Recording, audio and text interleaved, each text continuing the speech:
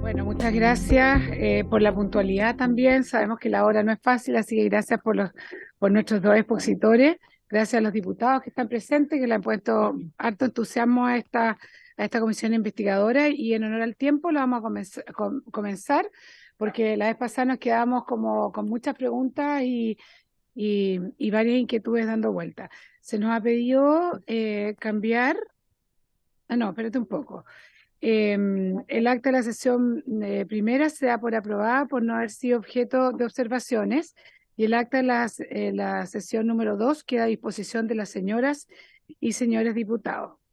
Señora secretaria, ¿nos leerá la cuenta? Gracias, Presidenta. Se han recibido los siguientes documentos. En primer lugar, correo de la Asociación de Municipalidades de Chile, AMUT, por el cual informa que en representación del secretario ejecutivo, señor Andrés Chacón Romero, asistirá en forma telemática la asesora jurídica y coordinadora legislativa, señora Graciela Correa, junto al profesional a cargo del Departamento de Gestión de Riesgo de Desastres de la Municipalidad de La Reina, señor Felipe Zapata, y un correo de la Asociación Chilena de Municipalidades, por el cual informa que en representación de la presidenta, señora Carolina Leitao, asistirá en forma telemática el señor José Manuel Contreras Silva, secretario técnico de Desastres del área de estudios de la referida asociación. Es toda la cuenta. Sobre la cuenta, los diputados presentes. Yo de verdad quiero agradecer el interés de la MUCH y también la Asociación Chilena por estar y participar en esta comisión, y ya me ha solicitado que probablemente también van a pedir poder exponer, y lo encuentro realmente muy, muy bueno. Bueno, esta sesión tiene por objeto abocarse al mandato de esta comisión, y para tales efectos hemos invitado, ya han asistido y se agradece de forma presencial, al director nacional del Servicio Nacional de Geología y Minería, señor Patricio Aguilera Poblete, quien asiste acompañado de la subdirectora nacional de Geología, la señora Alejandra Ávila Núñez, de la jefa del Departamento Jurídico, señora Marisol Aravena Puelma, y el jefe de Departamento de Geología General, señor Felipe Espinosa González. Se agradece la comitiva que han venido. Y también al director de Red Geocientífica de Chile, al cual tengo el placer de conocer, el señor Cristóbal Muñoz González, y viene acompañado del profesor audiovisual, señor Dylan Alexander Busto Turán. Muchas gracias por acompañarnos. Yo creo que esto además se extendió, esto, sí, eso ya lo leíste tú, ¿no es cierto? Por un tema de agenda hemos decidido, si no hay problema, que comience el director nacional del Servicio Nacional de Geología a hacer su exposición, y la idea es que sean alrededor de unos 20 minutos aproximadamente por exposición para poder tener la posibilidad de hacer preguntas. Muchas gracias. No.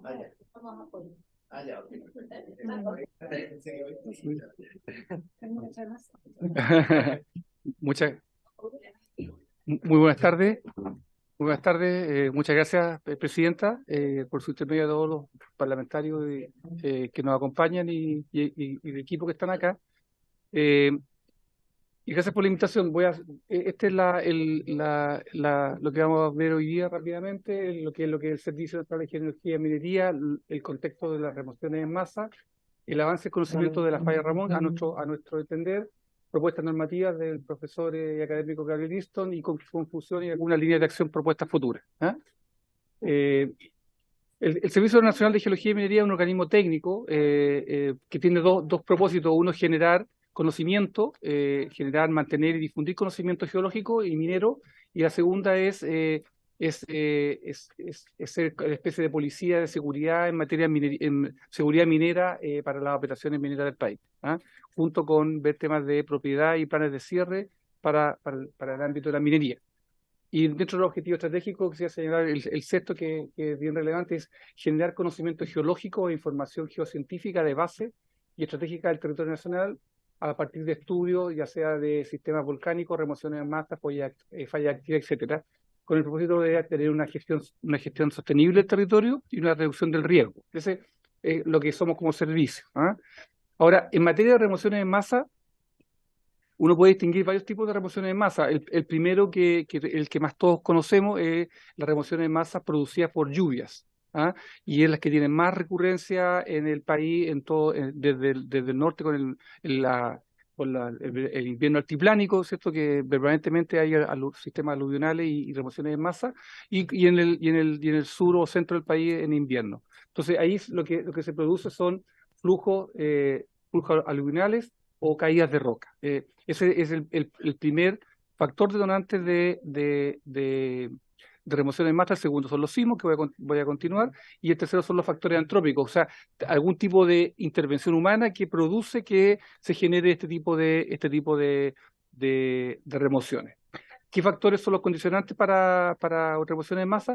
Factores geológicos, tipo de roca, estructura, la estratigrafía, fallas y pliegues. Y también geomorfológico, la pendiente, la altura, la orientación y la geoforma. Eso es lo que condiciona una remoción en masa.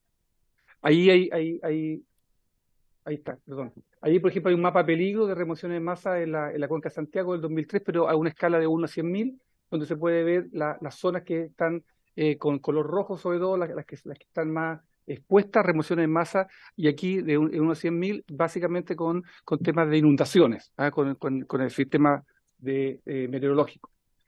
Ahí pueden ver dos mapas. ¿Cómo hacen para que vean? Voy a bajar acá. Voy a sacar. ¿Cómo? Ya, mejor ya. Ustedes ya. Ahí pueden ver dos mapas. Hay uno que es de la cuenca alta del río Mapocho, que es la que está a mano izquierda, donde se ve un mapa que está hecho de 1 a 100.000 para la cuenca del Mapocho. Eso fue el 2022, la que es para la cuenca del río Mapocho, la que está acá, y la cuenca alto río Maipo, que está a la derecha, también fue hecha en el año 2019. Insisto, esto es para remociones en masa producto de condiciones meteorológicas. Ahí está. Ahora vamos a entrar a los temas de esta reunión que tiene que ver con sismos. Entonces, los sismos básicamente se producen por caídas de rocas o deslizamientos. O sea, eso es lo que produce un sismo: caída de roca o deslizamiento, eventualmente tsunami o roturas de preso y licuefacción. A veces cuando hay un terremoto muy fuerte, depende del terreno, se licúa el terreno. Aquí vamos a mostrar un ejemplo de maremoto.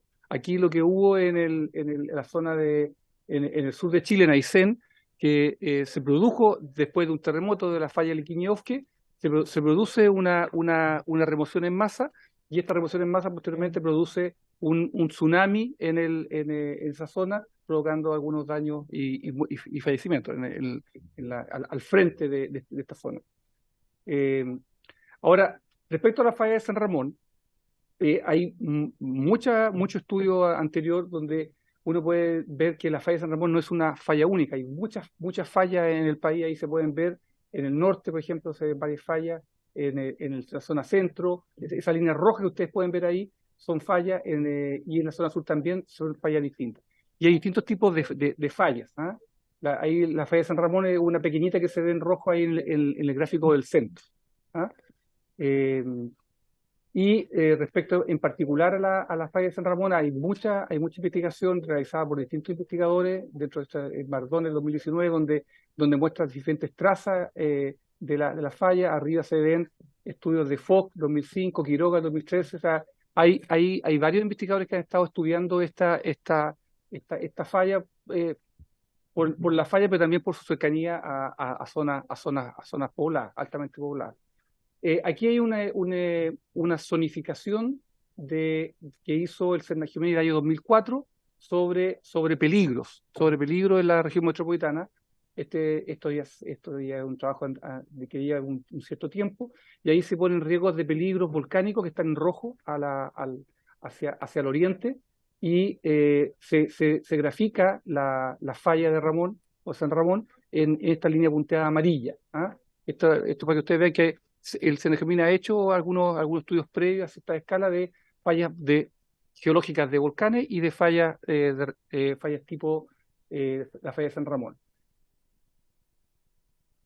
Aquí es bien importante este punto. Hace unos años atrás se generó una mesa de riesgo sísmico y planificación urbana, donde está el CENAPRED y los organismos que participan en el Sistema Nacional de Prevención. Y ahí ustedes pueden ver en el mapa que van a ver unos colores amarillos, naranjos, ¿cierto? Eso es lo que muestra es, los colores muestra la zona de mayor peligro de remoción en masa, ¿ah? Las que están más hacia la cordillera, en la zona donde se viene bien achurado, y también algunas zonas para el lado de la dehesa, arriba, se ven algunas zonas amarillas, pero también algunas rojas, y para el lado sur también se ven algunas amarillas. Esto se hizo en base a un consenso de los expertos de los organismos públicos presentes en esas mesas, y se determinó un área de 10 kilómetros en torno a la traza, ya 5 kilómetros para cada lado, y se determinaron que las zonas más susceptibles de tener remociones en masa son principalmente, como les decía, por pendientes mayor a 25 grados, que deslizamiento de roca o caída mayor a 40 grados, distancia de la traza de la falla, mientras más cerca de la falla es más probable, más susceptible que exista remoción en masa, y los bloques, si son bloques yacentes o colgantes. El bloque colgante es el que queda arriba de la falla, ¿ah? Cuando ustedes ven el cerro, la montaña, la que está arriba es la colgante. Ahí Felipe me puede complementar, ahí el experto en esta materia. Aquí se pueden ver otros avances que se han desarrollado. Por ejemplo, hay diferencias geológicas de primer orden de alzamiento con menos de 2.500 metros y de formaciones pregamentarias de la cordillera principal. Eso se ve en ese mapa. La traza sería de una predicción de 50 kilómetros de norte a sur, ¿cierto? En parte se infiere su ubicación asociada a existencia de escarpe, y aquí es bien importante porque todavía se está desarrollando conocimiento, no está 100% clara la traza en estos 50 kilómetros. Hay zonas donde hay más certeza y zonas donde hay menos certeza de la traza de la falla. Los estudios que hay de Yáñez de 2020 es que la ocurrencia es cada 20.000 años, con 6,5 de magnitud, ¿eh? Ahí se ve nuevamente otros estudios, tanto de evidencia directa, geológica. Aquí aparece el estudio del 2011, observación del Cerro Calán, Cerro Los Rulos, Menares 2018, y Gabriel Easton o Gabriel Vargas, que aparece en 2014 cuando hace la trinchera en la quebrada de Macul, ¿ah? Gabriel ya le expuso a ustedes hace unas semanas atrás. Y evidencia indirecta a través de otros mecanismos, ya geofísicos, perfiles geoeléctricos y sísmicos, gravimétricos, geoeléctricos y magnéticos, ¿ah? Y ahí hay varios estudios, tanto de Díaz, 2014, STAI 2016 y Yagi del 2020, donde se puede directa o indirectamente ver por dónde está la traza y dónde hay más probabilidad de que pase la traza. Ahí en la línea negra se ven los estudios geofísicos, ¿ah? Donde se hicieron estas mediciones, ¿ah? Nuevo antecedente. Y este es un antecedente que es importante tocarlo, porque acá lo que se muestra en la zona que está en el mapa del extremo inferior, que se ve una zona de un color más claro, naranjo. Esa zona aparentemente podría obedecer a una remoción en masa de hace 2,5 millones de años. O sea, estamos hablando de que la información tampoco es tan claro de que sea producto de roca, lo que se está midiendo aquí abajo en la interpretación del perfil. O sea, es todavía interpretable cómo se determina esa falla, ¿ah? Porque hace 2,5 millones de años hubo una remoción gigante que puede haber sido por otros motivos, no necesariamente por una falla, un sismo, puede haber sido por otros temas de lluvia, de temas de, ¿cómo se llama?, de glaciares y cosas por el estilo, puede obedecer a otras características. Ahí lo que se quiere graficar en esta lámina es que, si bien la falla debiera estar, de acuerdo a la traza, en esa línea oblicua negra, lo que tenemos como información hoy día es que sería esa línea que está por los escarpes, que está tirando hacia el oriente, más que hacia el poniente.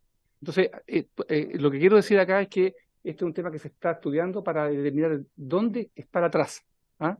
Es bien relevante, porque dependiendo de dónde esté la traza, uno mide hasta dónde empieza a medir los 5 kilómetros para cada lado para determinar posibles lugares de remociones, ¿ah? O de caída de roca, etcétera. Ahí hay Esto es lo que ha estado haciendo el Cernagiomín, esto ya es más permanente, la hoja de Santiago de 1 a 250.000 de 1980, una hoja geológica de 1 a 100.000 de 1996, y así uno llega a la hoja geológica de Rancagua de 1 a 100.000 de 2009. Estas son hojas geológicas de gran escala, o sea, no son a nivel de detalle, ¿ah? Y aquí, esto es lo más reciente, esto nosotros avanzando en el Plan Nacional. Felipe es el jefe del Departamento de Geología, donde se ve el Plan Nacional de Geología a nivel de todo el país, y lo que uno puede ver acá es que estamos trabajando desde un tiempo a la fecha en hacer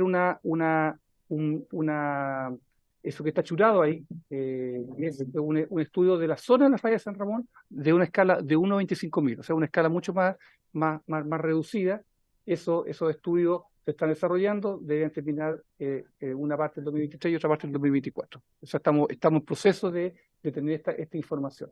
Y lo que ustedes ven ustedes ven en rojo es lo que se va a continuar trabajando en nuestro plan de estudios aprobado por el presupuesto anual del Ministerio de Hacienda, ¿cierto?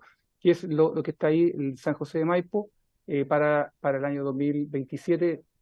Se inicia el trabajo el próximo año, y lo que está en verde arriba, Farellones Tupungato, que se inicia el 2025 y termina el 2028.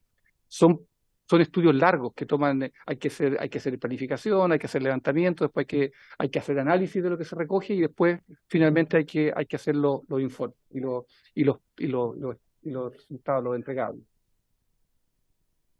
Ahí solamente va a tocar un par de antecedentes que propone el profesor y académico Gabriel Easton. Solo rescatamos 2 puntos, este 2 y el 4. El 4 dice: estudios para precisar la ubicación de estas franjas de superficie del terreno, que yo ya lo he dicho acá. O sea, hay zonas que hay más certeza y zonas que hay certeza de dónde específicamente está la traza. Y realizar estudios de peligro de remoción en masa en zonas susceptibles, ¿ah? Como le hemos dicho, nosotros estamos haciendo una de 1 a 25.000 que va a terminar el próximo año, por el tema de la falla de San Ramón. Bueno, y conclusiones ya muy generales, para avanzar y no quitarle tanto tiempo. La falla de San Ramón es una estructura geológica compleja, profunda, cuyo origen y evolución está relacionada con procesos de deformación y alzamiento de rocas que hoy forman parte del frente cordillerano. La traza es aproximadamente 50 kilómetros de norte a sur en Santiago. No presenta manifestaciones evidentes en superficie, eso es importante señalar, y está conformada por segmentos. En algunos sectores de la traza ha sido inferida, y en otros la trazada en base a criterios morfológicos. O sea, a juicio de expertos han visto que hay algunas zonas donde por aquí podría pasar la traza porque hay una deformación. Escarpes de falla o versus depósitos, es lo que hay que revisar. El segmento norte, en Las Condes, existe una inconsistencia de asimetría, lo que yo les mostraba con esas flechas, una negra hacia el poniente y otra hacia el oriente, respecto de la falla y las estructuras de pliegues, cómo están plegados para la zona del oriente. Y otra amenaza geológica en el país, particularmente en la región metropolitana, la falla en Iquiña Bosque, terremotos de subducción, reducciones en masa, presentan mayores recurrencias que esta falla. O sea, lo que queremos decir es que se están permanentemente haciendo movimientos que son perceptibles, a diferencia de esta falla que tiene menor recurrencia. Y posibles líneas de acción que nosotros podemos aportar como Cernagiomín aquí, junto con otros organismos, porque esto no es exclusivo del Servicio Nacional de Geología y Minería. Por supuesto, hay que avanzar en la propuesta que hace el profesor Gabriel Easton, de caracterizar la falla de San Ramón y su traza, o sea, determinar dónde está la traza. Hay que seguir avanzando en eso, ya sea directa o indirectamente. Ahí, desde el punto de vista eso, y son estudios multidisciplinarios. Realizar nuevas trincheras, calicatas, sondajes para conocer las fallas de San Ramón en subsuperficie. Ahí hay que ver quién lo puede hacer, porque eso es carísimo, sobre todo una trinchera. Hoy día hay una trinchera que es la que hizo en la quebrada de Macul, o sea, el único conocimiento así directo que tenemos, y sondajes, estamos hablando de muchos recursos. Entonces hay que ver la estrategia y con quién se hace. Densificar estudios geofísicos, que son más indirectos, mediante método gravimétrico, electromagnético, y sísmico, y ahí hay un tema importante. Nosotros podríamos avanzar en eso. Tenemos las capacidades técnicas, tenemos el equipamiento, pero habría que destinar recursos para poder avanzar en eso. Una posibilidad de avanzar a través de apoyo con el gobierno regional o financiamientos que permitan complementar el presupuesto regular y de operación del servicio. Nosotros tenemos que hacer en todo el país distintos tipos de acciones y esto, claro, habría que buscar financiamiento. Y lo último que es bien importante, que también podemos aportar en este proceso, primero es complementar el catastro de las remociones de masa de este frente cordillerano y determinar su relación con eventos sísmicos o hídricos pasados. O sea, es como hacer estudiar cómo se comportó. ¿Ah? Y enseguida realizar lo que es construcción de los mapas susceptibles en base a información histórica, pero también a modelos. Y uno puede hacer estudios que determinen no tienen más probabilidad o menos probabilidad de que ocurran en el futuro, ya sea remociones de masa en este frente, ya sea por razones sísmicas o hídricas. Eso es lo que queríamos poner y muchas gracias por su atención. Muchas gracias, Patricio. Se agradece la exposición, además que va muy en la línea de lo que escuchamos la semana pasada. Al final hacemos la pregunta. Bueno, una duda.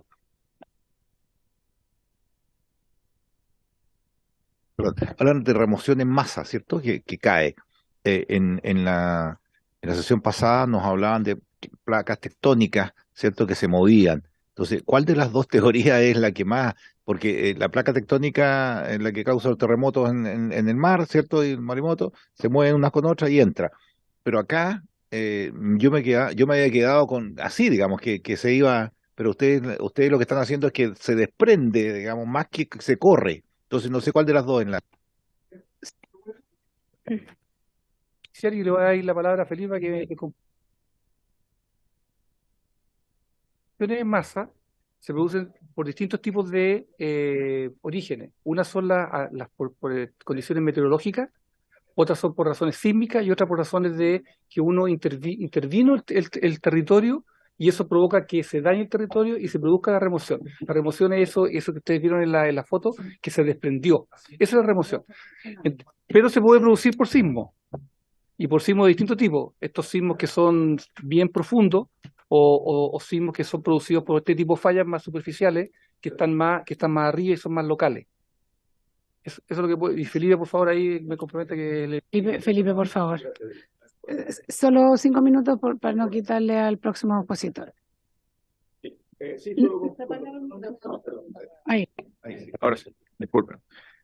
Sí, solo para complementar lo que indica el director y en relación a lo que pareciera una discordancia entre las placas tectónicas y las remociones en masa, en realidad las remociones en masa se generan producto de distintos fenómenos, como bien decía el director. Y uno de ellos son los sismos. Las placas tectónicas es el contexto global en el que estamos inmersos, particularmente en Chile, ¿no es cierto? Y los terremotos que se generan producto de la fricción de las placas, uno de sus resultados en la superficie es, por ejemplo, la remoción en masa, ¿cierto? Porque la remoción en masa es básicamente la acción de la gravedad sobre un terreno que está inestable.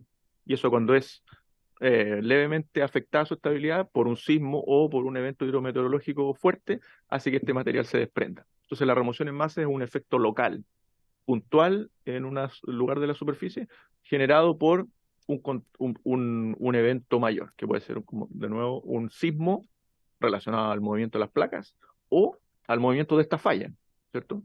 Las placas tectónicas que ustedes ven, comentan y conocen son lo que nosotros denominamos los terremotos de subducción, ¿cierto? Que es la fricción la energía que se libera cuando existe movimiento relativo entre estas dos placas.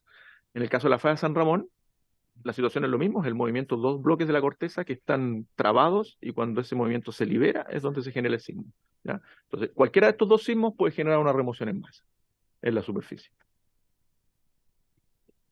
Muchas gracias por la explicación. Bueno, ahora escuchamos.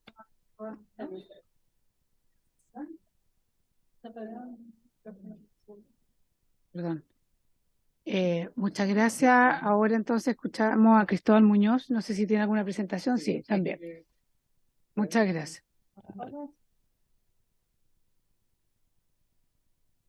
Gracias. Bueno, primero que todo, muy buenas tardes a todos los participantes de esta comisión y a quienes nos ven virtualmente, y a usted, honorable diputada de la República, Jimena Sandón. Bueno, vamos a comenzar con esta presentación respecto a lo que es el análisis cuantitativo, ¿cierto?, de lo que es la falla de San Ramón. Nosotros, como equipo de organización sin fines de lucro, hemos realizado un análisis cuantitativo a nivel general y global respecto a todo lo que sería la afectación posible respecto a lo que es un posible terremoto, ¿cierto?, en la falla de San Ramón. Primero que todo, ¿cierto? Me gustaría comenzar con la evolución demográfica del Gran Santiago. Ya hemos visto, ¿cierto?, a lo largo del tiempo, tenemos gráfica acá desde el 1960 hasta el 2017 respecto al crecimiento urbano, y ya hemos visto, ¿cierto?, que toda la población se ha acercado más y más a esta falla o las proximidades de ella. Por lo tanto, acá en la imagen de la derecha podemos ver, ¿cierto?, gráficamente respecto a la población del año 2017, que básicamente se ha ido asentando, y no tan solo edificaciones privadas o de inmobiliarias privadas, sino también asentamientos urbanos del tipo social, como es el caso de Condominio Las Tinajas en la Florida. Bueno, junto a ello, ¿cierto?, hemos realizado como un catastro respecto a nuestra área de interés, que básicamente es la zona oriente, como bien decía acá el director, que el área de interés particularmente es el sector oriente de la región metropolitana en Santiago. Algunas comunas de las que son las principales donde afecta este proceso geológico, Vitacura, Las Condes, La Reina, Peñalolén, La Florida y Puente Alto.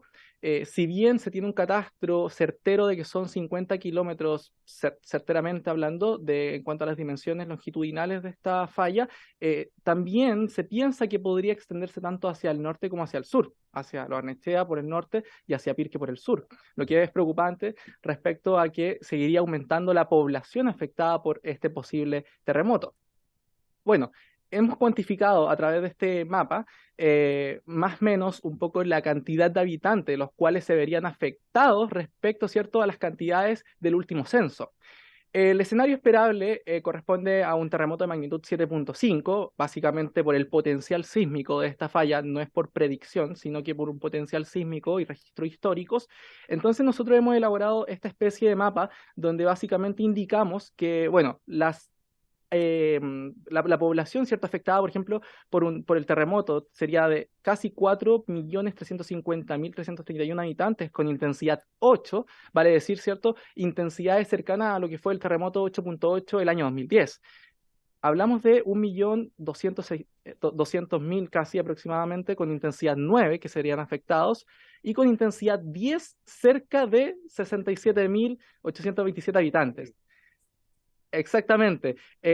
Intensidad 10 en la escala de Mercalli es casi destrucción total. Por lo tanto, eso se vería traducido en que esas 67.827 personas serían víctimas fatales. Y eso implica que sería más del doble del primer terremoto más mortífero acá en Chile, del año 1939 en Chillán. Por lo tanto, este escenario, que es el esperable, sería catastrófico. Entonces estaríamos hablando de 67.827 habitantes afectados por intensidad 10, destrucción total. Bueno, eso hablando un poco en el rango de que la extensión de la falla horizontalmente, estamos hablando que la intensidad 10 estaría en los 300 metros hacia cada lado, la intensidad 9 a 5 kilómetros desde la falla, tanto hacia el este como al oeste, y la intensidad 8 en una distancia de 15 kilómetros, ¿ya?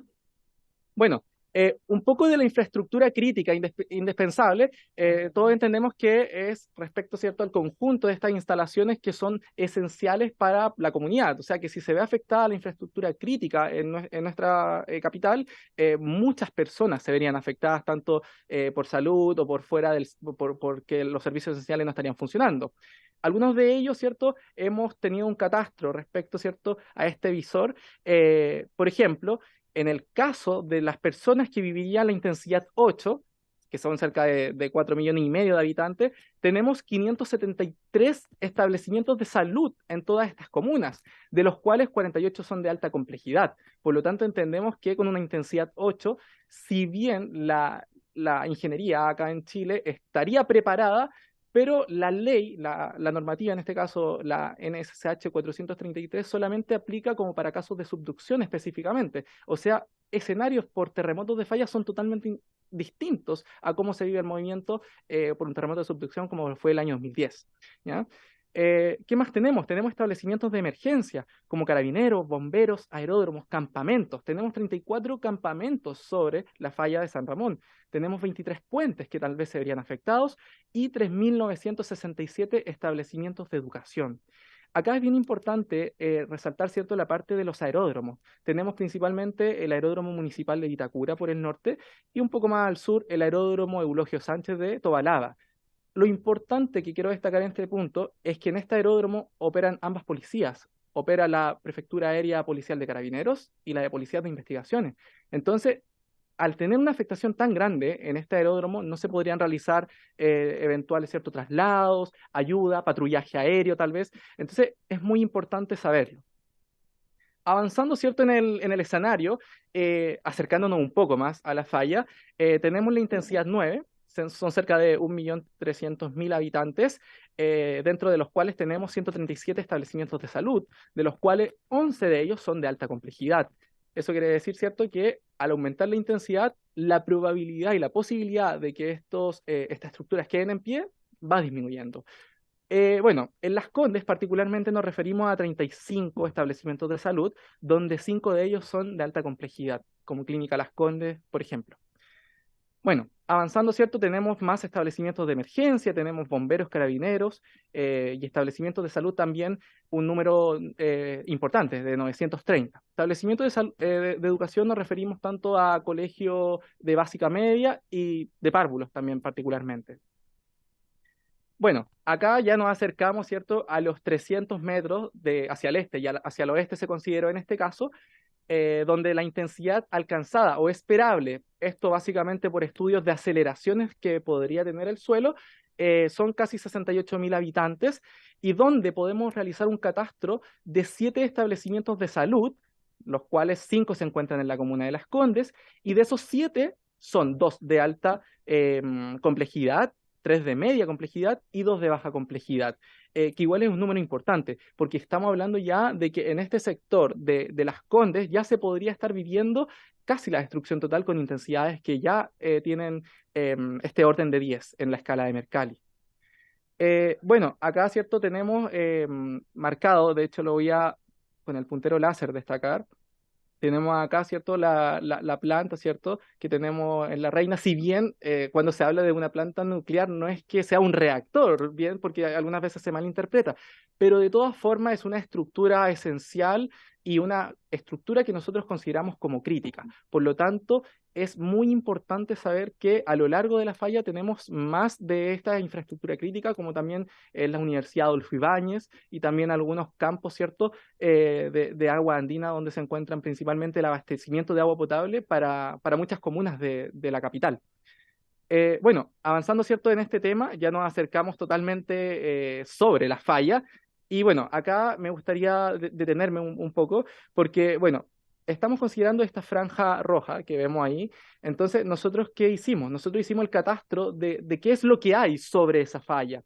Entonces, bueno, si bien no tenemos cuarteles de bomberos, tenemos 2 comisarías de carabineros y 2 puentes, que básicamente son los puentes que cruzan por Tobalaba el canal, y tenemos 16 establecimientos de educación, 16. Uno superior, que sería la Universidad Adolfo Ibáñez, tenemos de básica media, 8, 4 de ellos son en Las Condes, y 7 de párvulos. Entonces estamos hablando casi la mitad de establecimientos de salud, o sea, establecimientos de educación, bien digo, que son de párvulo, donde hay niños. Y bueno, acá nosotros quisimos visibilizar, por ejemplo, con nombre, tenemos Colegio La Virgen de Pompeya, tenemos la Escuela de Educación Diferencial de Paul Harris, Escuela Especial Nido de Palabras, tenemos Escuela Básica El Madrigal, entre otras que están acá hacia más al sur. Por lo tanto, la importancia de hacer este catastro es saber que el día, tal vez, que suceda un evento sísmico en la falla de San Ramón, estos colegios que estamos nombrando acá, lamentablemente se van a ver destruidos totalmente por las intensidades esperables. Y esto es netamente por un estudio de aceleraciones de suelo, que es el potencial y registro histórico que hay en nuestro país respecto a lo que se sabe hoy en día en la falla. Bueno, ahora bien, ¿qué tan distintos, cierto, son los efectos de un sismo por falla o por subducción? Básicamente acá quisimos poner algunos ejemplos. me gustaría explicar esto, que es el tiempo entre ondas que existe respecto a una y la otra.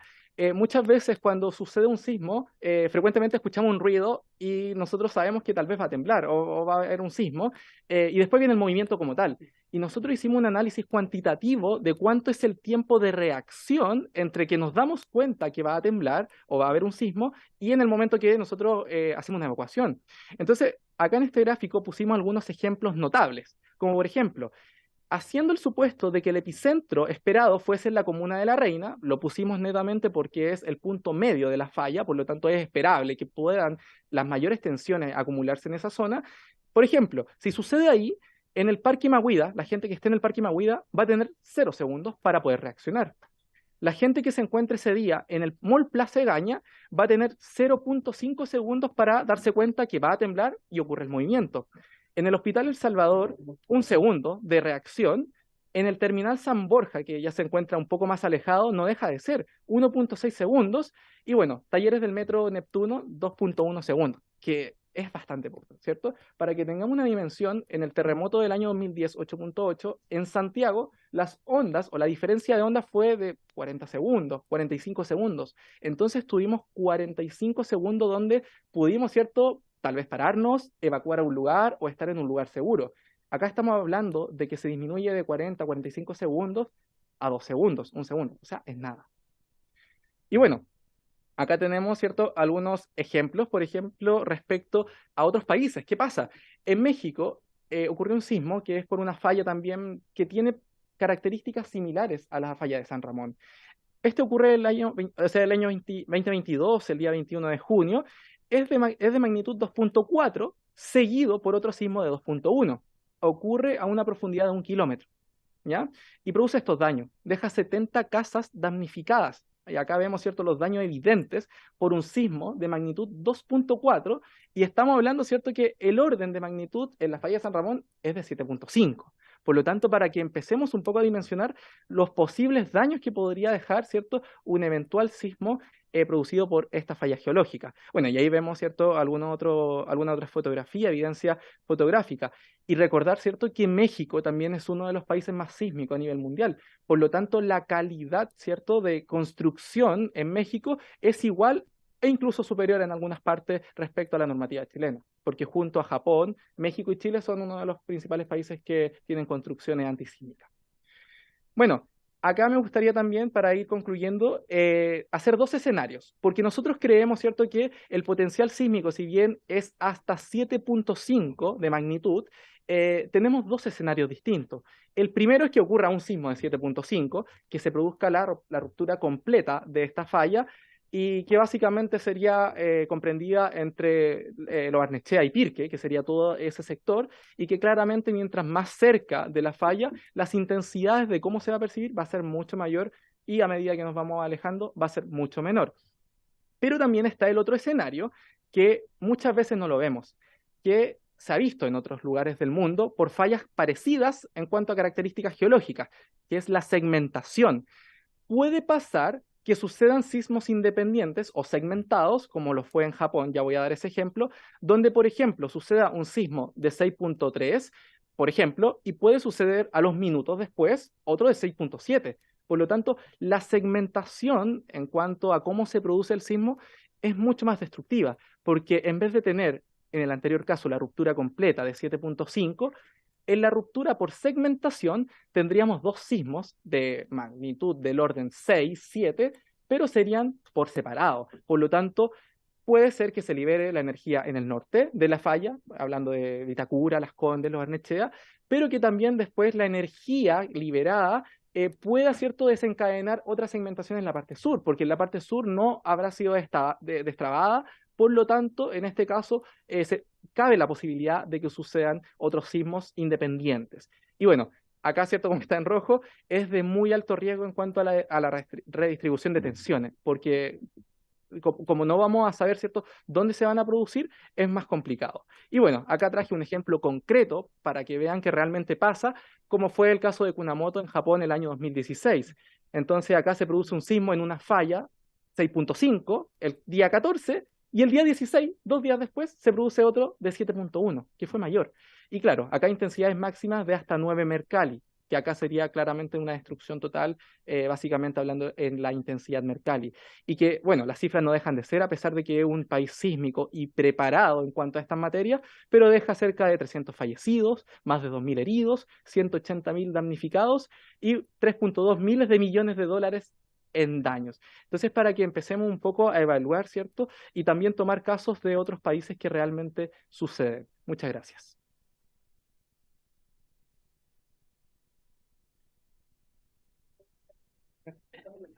Bueno, muchas gracias. Muchas gracias por la exposición. La verdad que es muy interesante cuando se da lo técnico también con lo real. Coincide también con las exposiciones que tuvimos la semana pasada. El diputado Mellado parece que quiere... Sí, gracias, Presidenta. Presidenta, lo que pasa es que estaba viendo la intensidad en los lugares. ¿Cuánta es la distancia eh, que afecta a ese lugar? O sea, por ejemplo, si el terremoto del 2010 no fue exactamente en Santiago, no pasó absolutamente nada en la falla, ¿cuán cerca tiene que estar el epicentro de esa falla para que se cumplan cada uno de lo que ustedes dicen? Exactamente. En una distancia de 300 metros respecto a la línea de falla son las intensidades mayores, que son donde se producen las aceleraciones de suelo mayores. Por lo tanto, se prevé o se proyecta que en esos 300 metros toda la falla, ¿cierto?, produciría la ruptura, subiría lo más probable porque es una falla del tipo inversa. Por lo tanto, las estructuras aledañas es poco probable que queden en pie. Después aumentamos a 5 kilómetros, ya estamos tomando casi por el oeste, Ñuñoa, Providencia, estamos casi topando ahí, ya se producen intensidades 9, donde la destrucción no es total, pero estructuras resistentes podrían aguantar eventualmente este sismo, y ya cuando nos alargamos a 15 kilómetros, ya estamos topando con Estación Central, otras comunas del oeste, ya disminuyen a intensidades de 8. Y esto es sin considerar el efecto suelo, efecto sitio, que por ejemplo algunas veces pasa que en Maipú o Huechuraba se siente más fuerte, porque el tipo de suelo es distinto.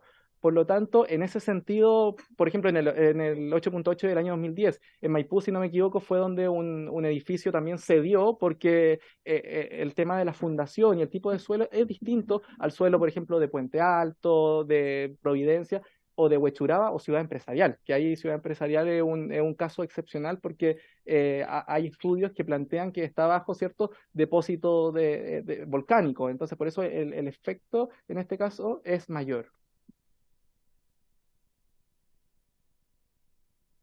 Ahí está. Sí, diputada Delgado. Bueno, expresar que estoy totalmente aterrada con toda esta información y me caben dudas con respecto sobre todo a los establecimientos educacionales. ¿Han hablado con estos establecimientos para que ya, yo sé que no hay capaz de, o sea, por los segundos no van a alcanzar a reaccionar en nada, pero por lo menos tener medidas de mitigación antes de, y que no sea lapidario que desaparezcan todos, sino que por lo menos tengan alguna esperanza de vida por lo que vemos acá? O sea, es que es tan lapidario así. Entonces quisiera saber si ya trabajan con los niños, con los establecimientos. Lo otro que me llamó la atención fue cuando hablan de las remociones en masa. Un temblor también puede influir en las mineras que están en el cajón del Maipo con sus relaves y también llegar hasta esta zona, ¿o me equivoco? Claro, eso. Sí, yo quiero también agregar un poco en la misma línea de la diputada. Sobre todo, Felipe dijo que existían como largos estudios, que esto se demora tiempo, además se habló que era muy costoso. ¿Qué pasa con esos estudios? ¿A quién se le entregan después? En la misma línea, ¿cuáles son los efectos en concreto que ustedes tienen, por ejemplo, en la normativa de constructibilidad? Estoy tirando, porque no sacamos nada con guardar estudios, decir lo hicimos, los guardamos y no tienen un efecto, porque claramente hoy día cuando hablamos de agua andina, hablamos de esos colegios, ninguno incumplió la norma. todos están con la norma, nadie va a poder decir, efectivamente tenemos el cuento de las tinajas. Me acuerdo que se dio una discusión con las mismas personas que insistieron que se construyera ahí, a pesar que se les dijo 500.000 veces que era un terreno complejo. Entonces, quiero saber eso. ¿Dónde llegan esos estudios? ¿Qué efectos tienen? Porque es lo que estamos buscando un poco con esta comisión investigadora, más que aprender mucho también de toda de la geología.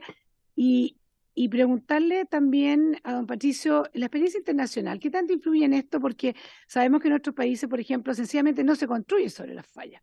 ¿Qué pasa en Chile? ¿Ah? ¿Hay construcciones? O sea, ¿cómo ha ido cambiando? Porque efectivamente vemos que todavía queda un porcentaje importante de la falla de San Ramón sin construir y probablemente, no quiero anticiparme a una de nuestras conclusiones, sea que al final no sea aconsejable que se siga construyendo, ¿no? Porque podríamos salvar una pequeña cantidad de vidas si es que lo dedicamos a otra cosa. Pero esas dos preguntas, ¿a dónde van esos estudios? ¿Cuáles son los efectos? ¿Cuál es la experiencia internacional? Y preguntarle a Cristóbal, es interesante el tema de los terrenos. ¿Qué tipos de terrenos tenemos en Chile? O sea, si son todos iguales y si la norma de constructibilidad es igual para todos los terrenos. El diputado Moreira quiere hacer una pregunta también. ¿Amén?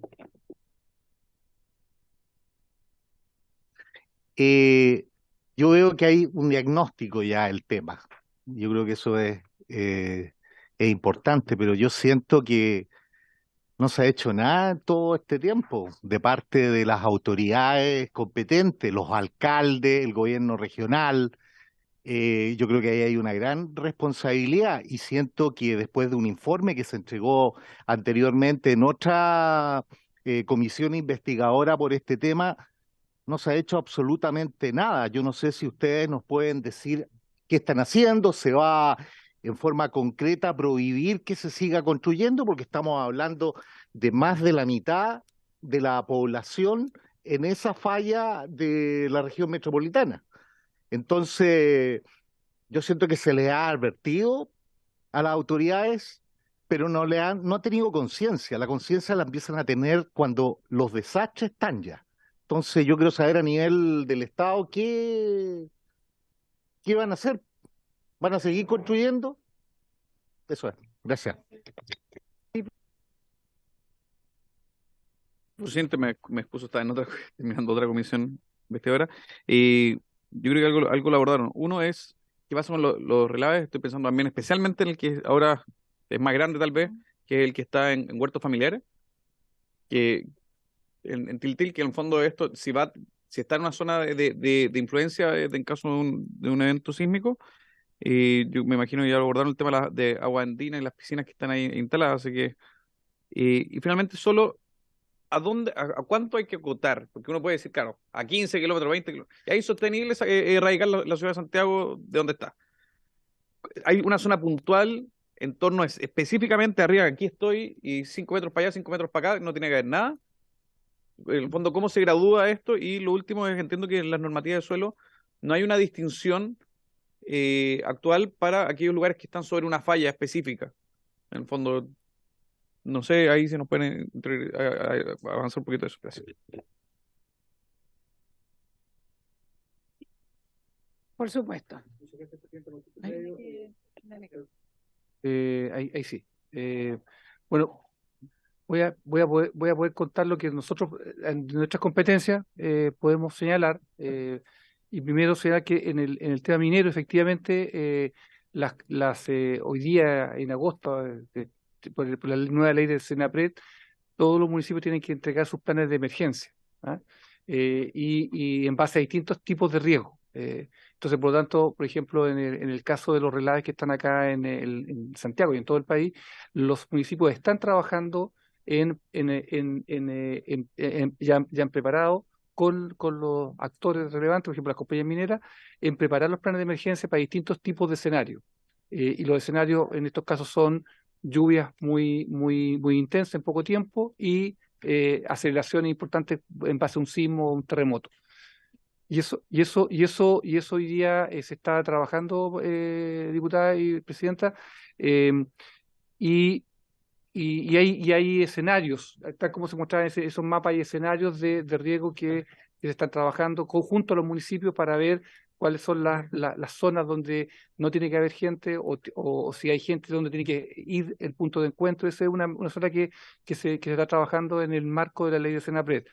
Hay algunas materias que yo diría que los estudios, el servicio los dispone. Nosotros disponemos de esta información.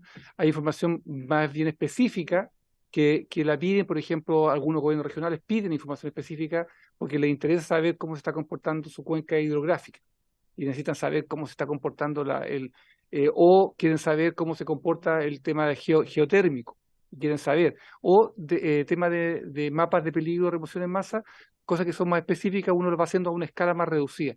Hay planes nacionales donde tenemos información geológica del país con distintos tipos de materias geológicas, química, tanto de falla, de mineral, etcétera. Entonces, lo que le hace el servicio es información generalmente que es de interés público y se dispone públicamente mediante distintos dispositivos. De hecho, en la mañana lanzamos una nueva versión de la plataforma geomática para disponibilizar de manera más eficiente y que fuera más simple para la gente. Ahora, respecto a este tema yo diría que aquí nosotros somos un organismo técnico que por misión tiene que proveer información y alertar, ¿ah? En el sistema actual. Pero hay temas acá que nos superan como servicio, y me refiero a lo siguiente. Hay, por un lado, todo el tema de planificación territorial, que tiene que ver con los planes reguladores, con la normativa, qué tipo de norma de constructiva se aplica, y ahí es relevante que este conocimiento lo tengan las autoridades que toman decisiones en materia de normativa sísmica y también de regulación de cómo se planifica el territorio y qué se permite y qué no se permite. Ahí yo lamentablemente como servicio no tenemos ninguna atribución en ese campo. Ahora, desde el punto de vista de emergencia, sí tenemos un rol de entregar información oportuna para las autoridades que toman decisiones a través del sistema de emergencia que está a cargo del Senapred. O sea, ahí tenemos la obligación de alertar si es que hay situaciones como esta. Ahora, el tema de la traza y de la distancia, ya hay que distinguir, porque efectivamente, si uno identifica bien la traza, arriba de la traza se produce un quiebre. Entonces, lo que está arriba, como dice el colega ahí, se produce una ruptura, o sea, se quiebra la infraestructura que está arriba, ¿ah? Entonces, pues es importante determinar dónde está la traza, porque es donde ocurre el mayor problema, porque se corta. En el caso de este tipo de fallas... ¿Es algo así? ¿Es una cuestión que son varios metros? Sí. No, pero en el fondo cuando puedo detectar, ¿pasa por esta casa en específico? ¿Podemos llegar a esa precisión? Perdón. Sí. No tan de centímetros, diría metros. Sería bueno que tal vez de Senapred puedan traer información. El terremoto, uno de Japón, hay uno de Kobe, donde uno puede claramente en las fotos ver cómo quedó destruido los edificios o los caminos o los puentes que estaban justo arriba de atrás. Se destruyeron. Y uno mira hacia el lado y la aceleración no alcanzó a botar los edificios. O sea, eso es lo que pasa a este tipo de fallas como la falla de San Ramón. Y hay que distinguir el efecto del sismo, que es la aceleración, ¿cierto? Que se quiebre, más la aceleración que puede ser, como estás tú, que es muy intensa, de la remoción en masa. Nuestros mapas de remoción en masa que hemos hecho hasta a 25.000 y los que hizo el 2004, recuerden que la remoción en masa se gatilla con un evento como un sismo o como lluvia, pero depende de otros factores como las pendientes y el tipo de terreno. Entonces, lo que pasa acá es que si el terreno no tiene mucha pendiente, probablemente no ocurran remociones en masa. Sí puede destruirse una casa porque la aceleración fue muy fuerte, o que el suelo, la condición de suelo hace que se licúe y que la estructura no lo soporte. Pero hay que distinguir entre las remociones en masa y efectos productos directos del sismo. Bueno, no sé si se aclaró. Muchas gracias. Nos quedan 2 o 3 minutos para la respuesta. Después, diputada Bulnes, ¿quiere acotar algo? Muy cortito. No, es que estoy pensando concretamente en el último terremoto en el Maule. Porque la experiencia mía, por ejemplo, es que mi casa en el campo estaba en un sector y a 200 metros una casa quedó destruida y la casa mía no le pasó nada. Ambas adobe, ambas techos de teja, ambas la misma antigüedad. Solo que la mía era una casa de inquilinos y la otra era la casa patronal. Pero es curioso porque la casa patronal, pero es dentro del mismo sector y es un terreno muy pedregoso, es un sembrado de piedra. Entonces, y ambas estaban en la misma situación. Entonces, eso, si puede servir en la respuesta, yo estaría feliz. Cristóbal, por favor. Sí, claro. Bueno, respecto a la normativa de construcción acá en Chile, como usted me preguntaba, plantea 3 tipos de suelo, principalmente, a grandes rasgos, el suelo que se encuentra en el sector cordillerano, en el sector de los valles y en el sector costero. Pero esta normativa solamente piensa frecuentemente en los terremotos por subducción, que son los que se producen básicamente acá en Chile, como el 8.8 en el año 2010. Pero entender que los sismos por fallas son totalmente distintos, por lo tanto la exigencia debería ser distinta. Eso implica que una posible sugerencia sería tal vez aplicar o modificar o agrandar, ¿cierto?, el tema de la normativa de construcción en Chile para sectores que se encuentren cercanos a fallas como acá en la de San Ramón o Liquiñeofqui, que también se podrían haber eventuales construcciones. Por lo tanto, esa sería una primera posible, tal vez, conclusión y respuesta ante la normativa. Y bueno, el tema que preguntaba acá el diputado respecto a la delimitación, no es una cosa de que dejémoslo en 300, 500 metros, 1 kilómetro, no. Nosotros planteamos 300 metros de la distancia de este y a oeste por el tema de que ahí se producen las mayores aceleraciones de suelo, por lo tanto son los mayores daños. Entonces, si ustedes me preguntaran concretamente cuál sería como una distancia tal vez óptima, yo plantearía 300 metros de la distancia respecto a la línea de falla, netamente porque son los lugares donde se extienden las mayores aceleraciones de suelo y se producen las mayores intensidades. Por lo tanto, va a verse más afectado ese sector. Y claramente, el día de hoy está casi todo construido sobre la falla, pero también hay sectores que aún no están construidos. Por lo tanto, se podría plantear que podría haber una distancia mínima respecto a la línea de falla para poder realizar construcciones. Y respecto a la pregunta que usted hizo, ¿qué estamos haciendo con los colegios, universidades? Efectivamente, estamos trabajando, haciendo charlas, estamos haciendo cultura sísmica y prevención. Si bien son escenarios posibles, no es lo que va a suceder, pero claramente podría tener un efecto sobre toda la población. Entonces, ahora, más que asustarnos, debemos trabajar por la prevención y ya está construido. Entonces, ahora como básicamente tenemos que adaptarnos como siempre lo hemos hecho. Sí, claro, bueno, y respecto a su pregunta, básicamente corresponde a tipos de suelo, por lo tanto el efecto es distinto en distintas partes, porque muchas veces pueden haber arenas, pueden haber gravas o puede haber roca. Por lo tanto, el efecto sobre las construcciones va a ser distinto, lo más probable que haya sido eso. Bueno,